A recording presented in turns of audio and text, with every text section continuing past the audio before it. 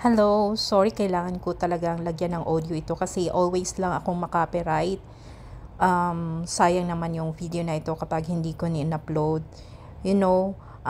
Nag-a-upload ako ng video para sa album, bilang album ng mga lahat ng videos captured na nandito kami sa United States. Kasi hindi natin alam ang susunod na mangyayari. At least, pag titingin tayo ng ating YouTube channel, makikita natin yung mga nangyari sa atin nung kami, ay nandito sa United States. So, ito nga,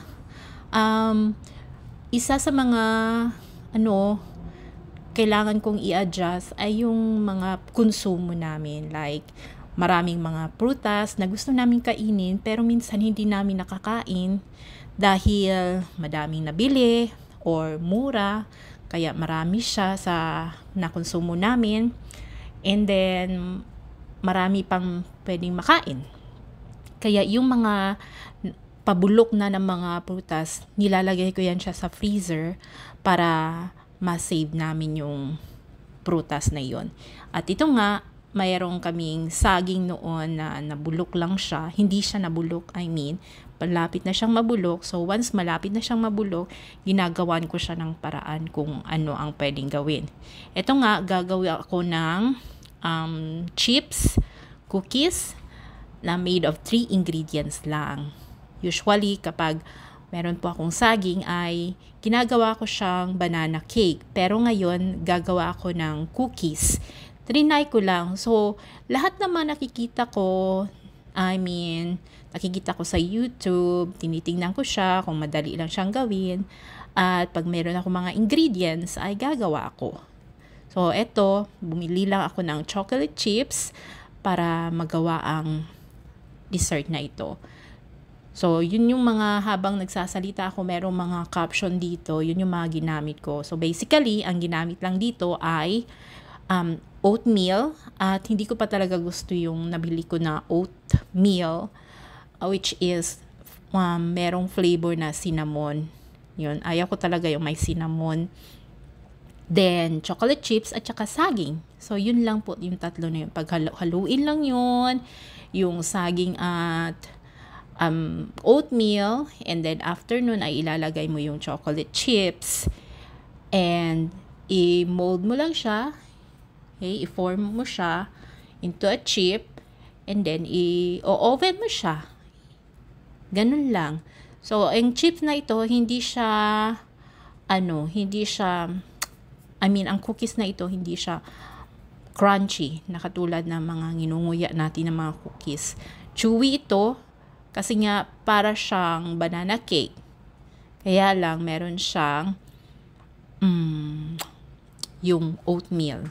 So, yun ang cookies na ito. So, hayaan nyo po akong maglagay ng audio background. So, yun nga, pinipress ko ng ganun para mabuo siya na chips. Hindi siya perfect, pero at least na natin. Gamit ko dyan yung pang-scoop ng ice cream. Yan. So, isang scoop, tapos ipa-flatten ko siya doon sa parchment paper. So, yung baking pan, nilagyan ko ng parchment o yung non-stick paper, at binuo ko ng chips yung mixture ng banana, oatmeal, at chocolate chips. Masarap siya, kaya lang yun lang talaga, hindi ko gusto yung cinnamon flavor na oatmeal. Siguro pag plain ay nagustuhan ko siya. Yun lang ang hindi ko nagustuhan. Okay lang sa akin yung chewy na cookies. Pwede siyang ma-save. So, yung ginawa ko ito, nagkaroon ka, a day after na ginawa ko ito ay Father's Day. A day before na ginawa ko ito, a day after na ginawa ko ito ay Father's Day. So, naidala ko yung cookies na ito nung nag-gather kami ng mga Filipino teachers with their family doon sa Brentwood, which is na-upload ko siya before sa video na ito. na-upload ko siya yung Father's Day. So, yun yung mga kasamahan namin. Yung kasamahan namin na yun ay yung mga nauna din na teacher na dumating dito sa US. Kasi sa visa sponsor namin, kailangan darating ka sa arrival date na sinet nila. Kasi didiretso kayo sa orientation kasama ng mga J2 mo kung gustong sumama. Kung hindi, kung may bahay na kayo, pwede naman. Pero sa kanila kasi, sa visa sponsor kasi namin, kapag sa Raleigh Airport kayo, susunduin kayo ng visa sponsor, tapos diretso na siya sa hotel, which is doon ang venue for the orientation. Sa orientation date, yun, mag-o-open ng account, hahanap ng sasakyan kung gusto kang hanap, at yung mga iba pang mga kailangan i-review ulit. Bali, nung sa Pilipinas pa kasi kami, pinanood na namin yung mga videos na yun. So, parang na-refresh lang kami, which is personal, doon talaga sa venue, doon sa pinanood na namin na nandoon pa kami sa Pilipinas. Yun, nagkita-kita kami ng family. Kami lang talaga tatlo yung nauna dito. July 22, 2023 yung dapat arrival date namin. July 1, andito na kami sa US. Mas okay din kasi nakapag-adjust kami sa oras. And then yung katawan namin, na-adjust namin. Ano pa ba? Nakasettle kami sa bahay namin. Sa Pinas pa kami, may nakita na kami ng bahay. Yun palang bahay na yun ay malayo talaga sa Gaston na pinagtatabahuan namin. So, mga 25 minutes tapos dadaan ka pa sa international road, interstate. Yan, yung I-85, dadaan kami dyan. So, medyo risky siya. 2 months lang kami doon. And then, lumipat kami ngayon sa aming current na tinutuluyan. Which is, aalis din kami sa bahay na ito. Kasi merong darating na Pinoy teacher na makakasama namin. At meron ding papalit sa amin sa bahay na ito. Yung kasing kasama namin, okay lang sa amin na may family sila. Dito, pang single lang siya na room.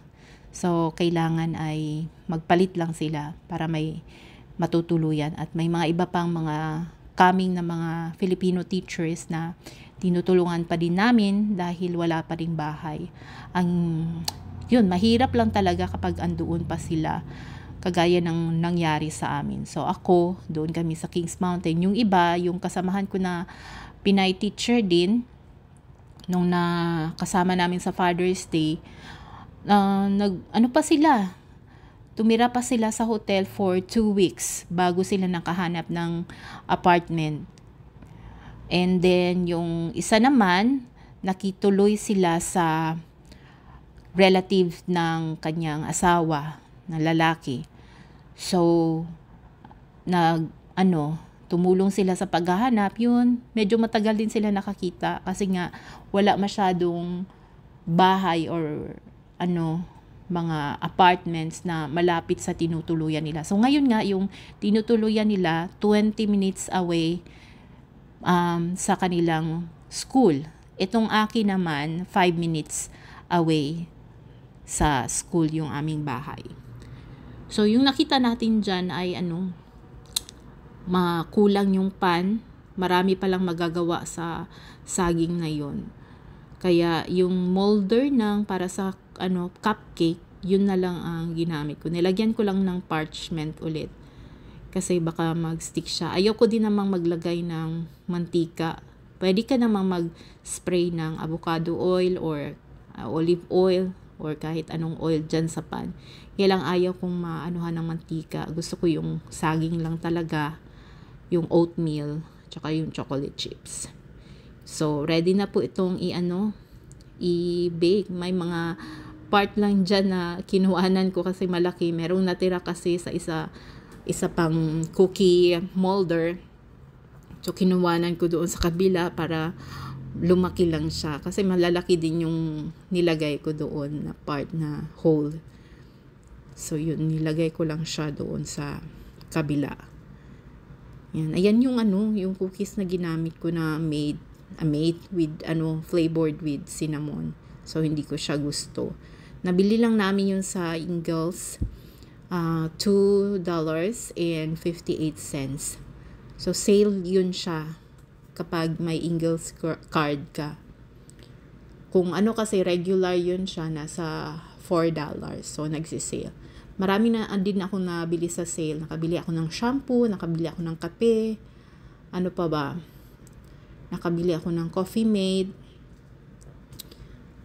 Yun yung mga nabili ko na doon sa sale. Naka-cart lang yan siya.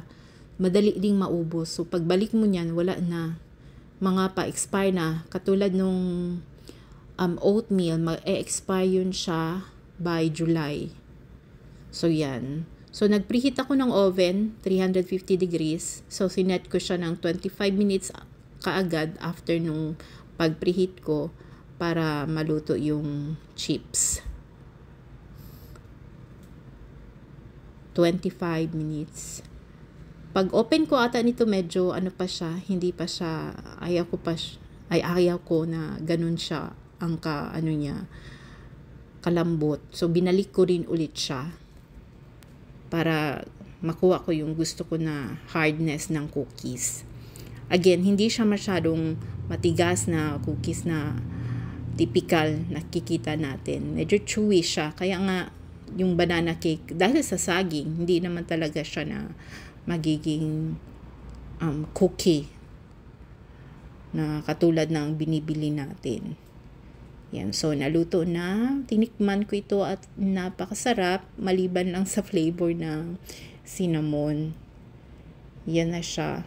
Ganyan yung itsura niya. Hindi din siya masyadong umalsa. Kasi nga, wala ka namang nilagay dito. And very healthy. Dahil with ingredients din yung oatmeal na ginamit ko. Yung chocolate chips, yun lang. So, yan na. Ito na po yung aking first try. Lahat ng first try ko magaganda at masasarap naman. Magaganda ang result. And then, sasarap. At hindi na ako masyadong gumagamit ng mga measuring cups at ganun. Yan. Tansya-tansya lang. So, thank you for watching. Sa mga bagong subscribers pala natin, umabot na po tayo ng 4,512. Thank you so much sa inyong lahat. So, patuloy po kayo sa pagsuporta. No skip po tayo at i-share nyo po yung ating mga videos para sa susunod po nating mga videos and uploads. Thank you so much. Bye-bye po. Ingat po kayong lahat.